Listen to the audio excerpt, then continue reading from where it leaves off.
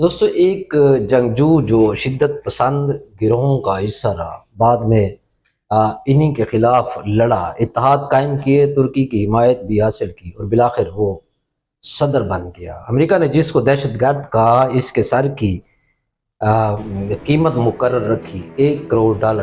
آج وہی دہشت گرد امریکی فیکٹری میں دھل کر صدر بن چکا ہے اور امریکہ اسے گلے بھی لگا رہا ہے۔ دوستو آج کا موضوع نہ صرف مشرق وسطیٰ کی سیاست کے ایک بڑے پلٹے کی کہانی ہے، بلکہ ایک ایسے شخص کی داستان ہے جسے کبھی دہشت گرد سمجھا گیا، جس کے سر پر $1 کروڑ کا انعام رکھا گیا اور وہ آج شام کا عبوری صدر ہے۔ یہ احمد الشرع ابو محمد جولانی۔ دوستو 14 مئی 2025 امریکی صدر ڈونلڈ ٹرمپ مشرق وسطیٰ کے دورے پر ریاض میں آتے ہیں۔ اس روز ایک حیران کن خبر بھی سامنے آتی ہے کہ امریکہ نے شام پر عائد پابندیاں ختم کر دی۔ دوستو اس دن ایک غیر معمولی ملاقات ہوتی ہے۔ احمد الشرع، سعودی ولی عہد محمد بن سلمان، ترکی کے صدر رجب طیب اردوان اور امریکی صدر ٹرمپ ایک ہی میز پر بیٹھتے ہیں۔ یہ محض ایک سفارتی تصویر نہیں تھی، یہ تاریخ کا ایک موڑ تھا جو آپ دیکھ رہے تھے۔ احمد الشرع جیسے دنیا ابو محمد الجولانی کے نام سے دوستو جانتی ہے، یہ 1982 میں ریاض سعودی عرب میں پیدا ہوا۔ اس کا تعلق شام کے ایک جولانی قبیلے سے ہے جو 1967 میں اسرائیل کے قبضے میں چلا جاتا ہے۔ دوستو القاعدہ، داعش اور جبہت النصرہ جیسے شدت پسند گروہوں کا رکن، جنگوں کا ماہر اور عراق میں امریکی جیل کیمپ بکا کا قیدی، آج دنیا کے 100 بااثر شخصیات میں شامل ہے۔ 2005 میں امریکی فوج نے اسے گرفتار کیا، مگر 2009 میں اس کو دوستو رہا کر دیا جاتا ہے۔ یہ دوبارہ شدت پسندی اختیار کر لیتا ہے۔ 2011 میں شام میں خانہ جنگی دوستو شروع ہوتی ہے اور وہ جبہت النصرہ نامی تنظیم کا رکن بن کر ابھرتا ہے۔ دوستو یہ تنظیم بعد میں حیت تحریر الشام میں بدل گئی۔ ایک ایسا گروہ جو آج بھی کئی ممالک کو مطلوب ہے یا وہ اس کو دہشت گرد قرار دیتے ہیں، مگر نومبر 2024 میں جب اس کے جنگجوؤں نے بشار الاسد کی حکومت کو گرا دیا تو اس شدت پسند کو عبوری صدر بنا دیا گیا۔ دوستو احمد الشرع کے سر پر $1 کروڑ کا انعام امریکی حکومت نے ہی رکھا تھا جب وہ القاعدہ اور بعد میں حیت التحریر الشام جیسے شدت پسند گروہوں سے منسلک تھا۔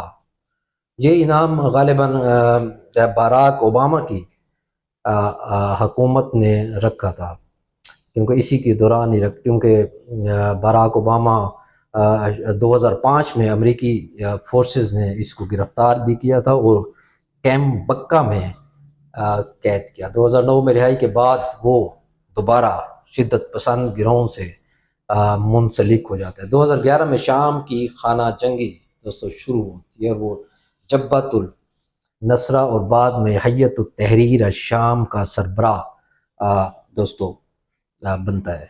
دوستو یہ داستان سیاست کی، طاقت کی اور پرانے دشمنوں کو دوست بنانے کی ہے۔ جہاں کبھی ایک نام دہشت گرد کی فہرست میں ہوتا ہے، آج وہ عالمی سیاست کی میز پر دوستو بیٹھا ہوا ہے۔ یہ نیا امریکہ، شام، سعودی عرب، ترکی اتحاد دوستو مشرق وسطیٰ کے خطے پر بہت گہرے اور پیچیدہ دور رس مرتب کرے گا اثرات۔ دوستو اس کو ہم مختلف زاویوں سے اس کو دیکھ سکتے ہیں۔ امریکہ میں شام میں امریکہ واپسی اور احمد الشرع کو قبول کرنا ایران اور روس کے لیے بھی بڑا دھچکا ہو سکتا ہے۔ شام میں ایران اور روس کا اثر و رسوخ کیونکہ غالب تھا۔ ترکی کا کردار فیصلہ کن دوستو ہو گیا ہے، کیونکہ وہ احمد الشرع کی حکومت کا روح رواں ہے اور اس کی موجودگی میں اسد حکومت کے خاتمے میں مرکزی کردار اس کا رہا ہے۔ سعودی عرب جو پہلے دوستو اسد مخالف قوتوں سے محتاط تھا، اب ایک نئی حکومت کے ساتھ کھڑا ہو کر ایران مخالف پوزیشن کو مزید مضبوط کر سکتا ہے۔ دوستو یہ اتحاد دراصل ایران کے خطے میں پھیلتی ہوئی طاقت کو روکنے کے لیے ایک نیا اسٹریٹجک بلاک بن سکتا ہے۔ دوستو لبنان، عراق اور یمن جیسے ممالک میں جہاں ایران کے حلیف موجود ہیں، وہاں اس اتحاد کی پالیسیوں سے نئے تناؤ پیدا ہو سکتے ہیں۔ احمد الشرع جولانی جیسے سابق جہادی رہنما عالمی سطح پر ان کو قبول کیا جانا ایک نیا بیانیہ بھی تشکیل دے سکتا ہے۔ شدت پسند تنظیم کے سابق کمانڈر اب عبوری صدر ہیں، اور کیا جنگجو اب اسٹیٹس مین بھی بن سکتے ہیں۔ یہ بیانیہ دنیا کے دوسرے باغی گروہوں کے لیے بھی ایک مثال دوستو بن سکتا ہے۔ پابندیاں اٹھنے سے شام میں بین الاقوامی سرمایہ کاری کی راہیں کھلیں گی، خاص طور پر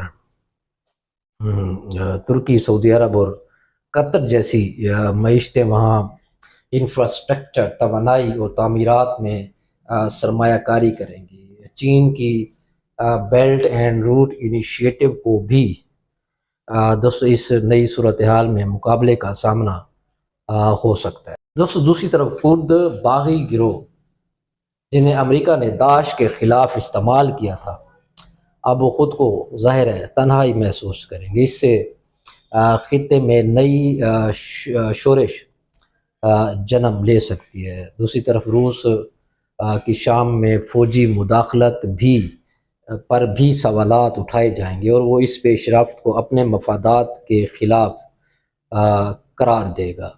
یہ اتحاد مشرق وسطیٰ میں ایک نئی سرد جنگ کا آغاز ہے دوستو۔ پرانے اتحادی ٹوٹ رہے ہیں، نئے دوست بن رہے ہیں۔ دوست ایک طرف ایران، شام سے مراد اسد بلاک، اور اس کے مقابلے میں امریکہ، ترکی، سعودی عرب اور شام یعنی الشرع گروپ، یہ آمنے سامنے بلاک جو ہیں وہ ابھر رہے ہیں۔ اس کے نتیجے میں دوستو نئے عسکری، سیاسی اور معاشی صف بندی ہوگی، جو پورے خطے کا نقشہ جو ہے وہ بدل سکتی ہے۔ دوستو دیکھتے ہیں آنے والے دنوں میں مشرق وسطیٰ کی سیاست پر یہ اتحاد کیا اثرات مرتب کرتا ہے۔ آپ کا بہت شکریہ۔